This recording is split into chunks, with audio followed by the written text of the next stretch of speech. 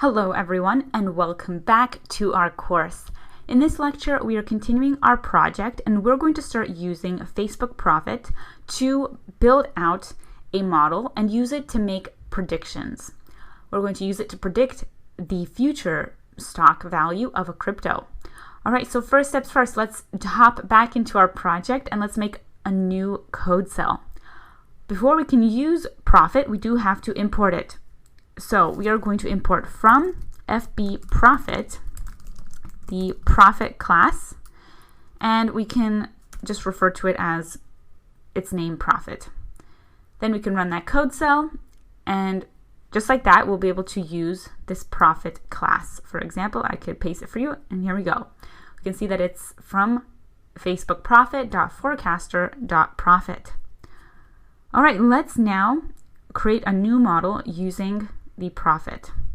So I'm going to create a variable called model, and I'm going to use my Profit class to instantiate a new Profit object.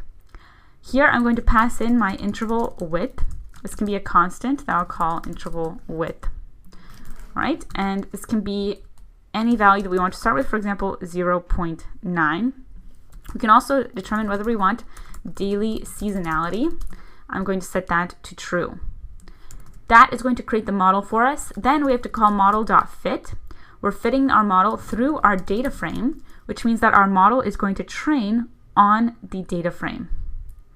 All right, let's see. We just have to make sure we define interval width with an equal sign, not a subtraction sign.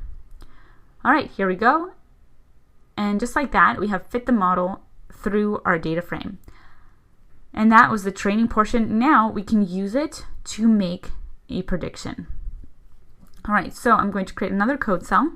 I'm going to grab my model and I'm going to use its function makeFutureDataFrame. So we are going to create future dates because currently our model trained from 2016 to the end of 2020 and just up to March of 2021. We're going to create some future dates. Now that's just one option. You also could, for example, take 80% of your data set and use that for training, and then use the remaining 20% for the prediction. That's another option. But we can make a future data frame. So for that, I'm going to set a number of periods that we want. Let's define this number of periods. For example, we could do 100. And then I'm going to pass in a frequency argument. We want D for daily. And this is going to be a future data frame of dates in the future. So if I paste this out, I can show you what we get as a result. Okay, so this time we start at 2016, but we also this time go longer.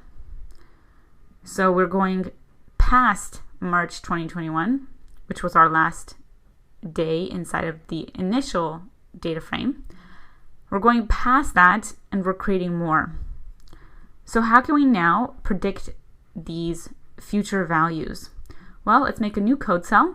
I can call model and I can use its predict function. Then I can pass in my future data frame.